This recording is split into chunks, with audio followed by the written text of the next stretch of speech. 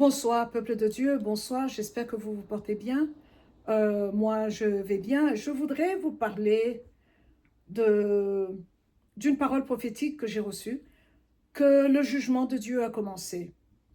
Euh, je suis du Congo démocratique, d'IR Congo, le Congo Democratic Republic of the Congo, Congo-Kinshasa, le Congo 243. Euh, et le jugement de Dieu a commencé. Ce n'est pas de la blague, c'est pas de l'amusement, je suis très sérieuse. Le jugement de Dieu a commencé dans l'Église d'abord. Il commence toujours par l'Église. Si vous prenez 10 pasteurs du Congo, 6 n'ont pas été appelés par Dieu. Ils n'ont pas été appelés par Dieu, donc ils ne sont pas équipés par Dieu, donc ils n'ont pas le backup du royaume de Dieu. Alors c'est comme si je vous disais que je veux ouvrir une ambassade américaine à Kinshasa, mais le State Department ne sait pas que j'ai une ambassade. Donc, ils ne me connaissent pas, je n'ai pas le droit de donner des passeports, je n'ai pas le droit de faire ceci ou cela. Donc, c'est très troublant comme vérité. Et quand on arrive à cette vérité-là, on doit s'arrêter et se poser la question, pourquoi ils font ça? La première raison et la plus simple, c'est pour les gains matériels, pour le paycheck, pour l'argent qui va être donné dans l'Église, le respect, le prestige qui vient avec le poste de pasteur. Ça, c'est le premier point. Donc, s'ils tombent dans cette catégorie-là, ils n'ont pas été appelés, mais ils se sont appelés eux-mêmes. Le deuxième groupe tombe dans une catégorie où ils sont des pasteurs de Satan. Ils servent Satan. Ils savent que c'est Satan qui les équipe et ils servent Satan. Donc, il est pasteur de Satan. Et il est assis, il a le micro et il prêche. Il vous dit, ainsi parle l'Éternel.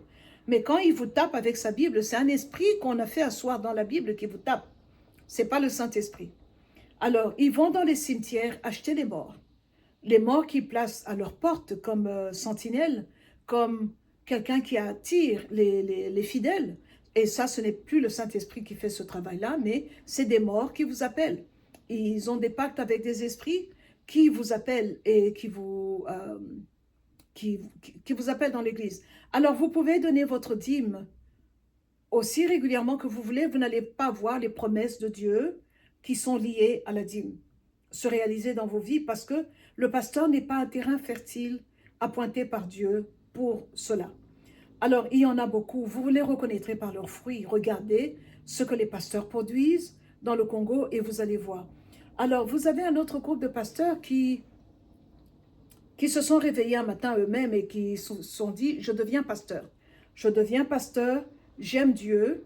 Il est allé au Bible College, mais Dieu ne le connaît pas, dans le sens qu'il n'a pas été équipé pour le ministère. Parce que beaucoup de gens croient qu'être pasteur, je n'ai pas dit ça dans la vidéo anglaise, tout le monde croit qu'être pasteur, c'est très drôle. Non, vous avez affaire à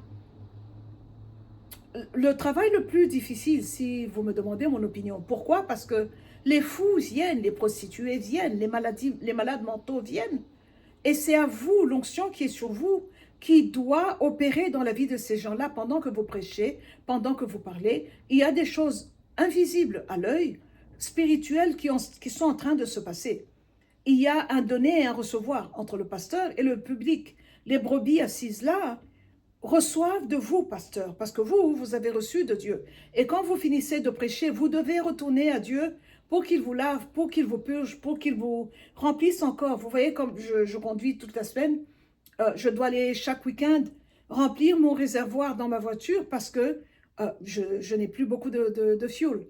C'est ça qu'un pasteur fait. Alors, si vous êtes un faux pasteur, vous pouvez avoir beaucoup de fous qui peuvent vous rendre fou aussi. Parce que leur force est plus forte que la vôtre. Vous vous êtes appelé vous-même, le Saint-Esprit ne vous a pas appelé. C'est comme ça qu'on voit des pasteurs qui finissent fous. Alors, il y a d'autres pasteurs qui ne se gênent pas, qui font des avortements dans l'église avec les jeunes filles, qui enceintes, à qui mieux, ils se prennent pour le dictionnaire Larousse. Je sème à tout vent. Vous avez d'autres pasteurs qui sont attrapés avec des petits garçons faisant des choses sales et abominables. Ceux-là ne connaissent pas le Saint-Esprit. Parce que moi, chaque nuit, avant de fermer ma journée, je m'agenouille, je parle au Saint-Esprit. Je lui parle, je finis et j'attends qu'il me parle. Alors, si j'ai fait ce genre d'action la journée, comment est-ce que je peux me présenter devant Dieu? Alors, j'aurai honte, je n'irai pas devant Dieu. Et donc le temps passe, je n'irai pas devant Dieu. Donc je suis vide, je tourne à vide. Alors je dois voler maintenant l'énergie chez les autres pour me recharger. Et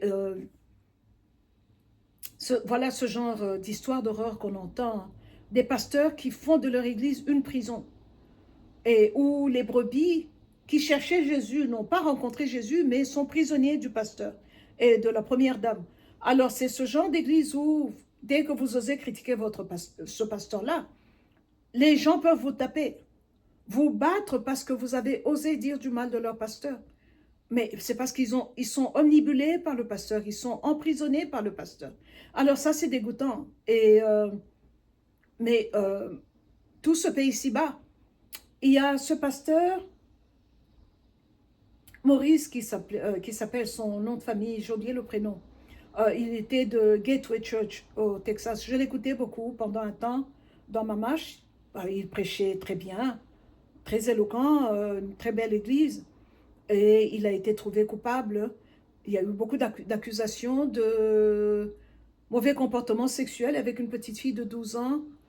Il a confessé, il a avoué ses torts et on l'a arrêté. Je crois qu'il va aller en prison. Euh, et je me suis dit, c'est honteux de voir un pasteur qui descend de son bureau avec des menottes, le FBI qui est là, la police qui est là. Mais je me suis dit, Dieu l'aime. Dieu l'aime parce qu'il lui permet de payer, de purger son mal ici, sur terre. Il y a cet autre pasteur qui a été un noir américain, j'ai oublié son nom, euh, à, à la côte Est, qui a été trouvé coupable de, de pyramide. Il mentait qu'il vendait des assurances, que les gens pouvaient investir et les veuves, beaucoup de familles lui ont fait confiance parce que c'était leur pasteur. Il a été trouvé coupable lui aussi.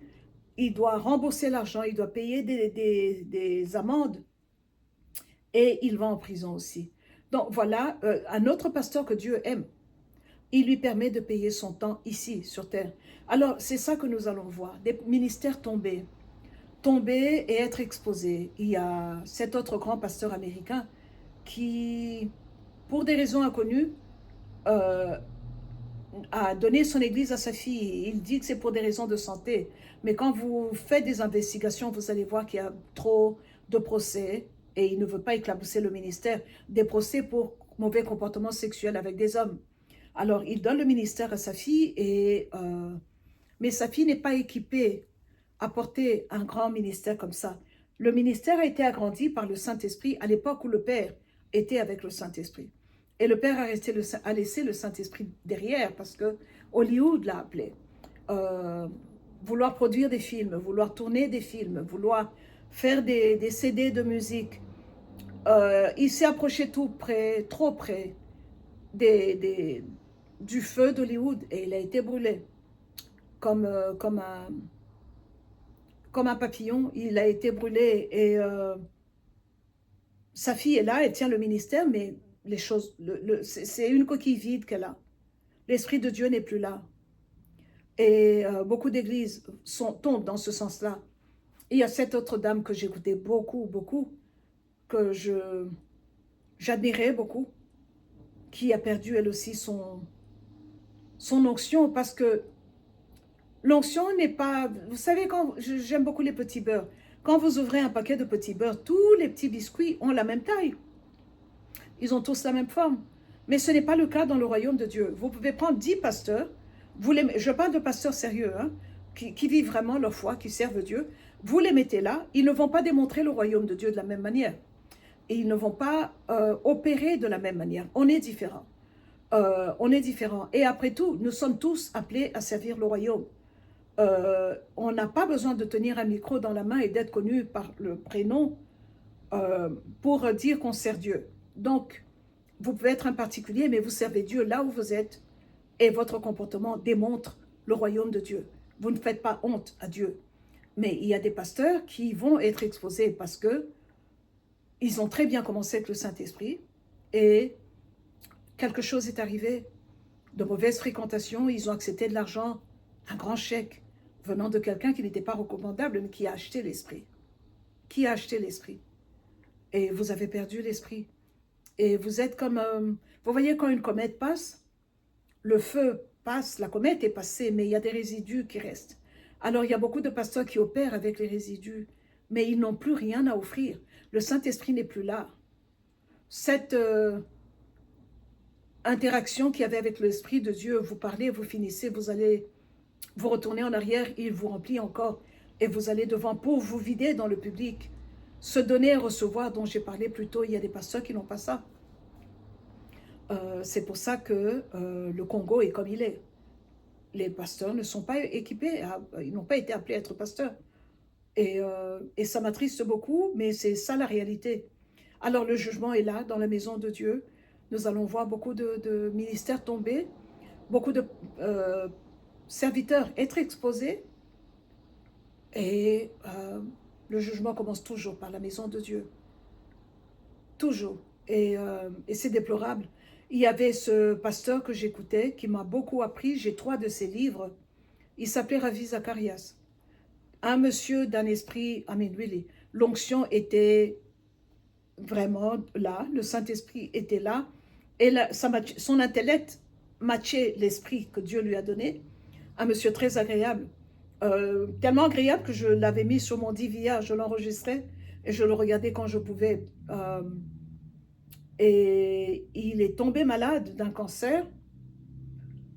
En 3 mois, il a eu le cancer.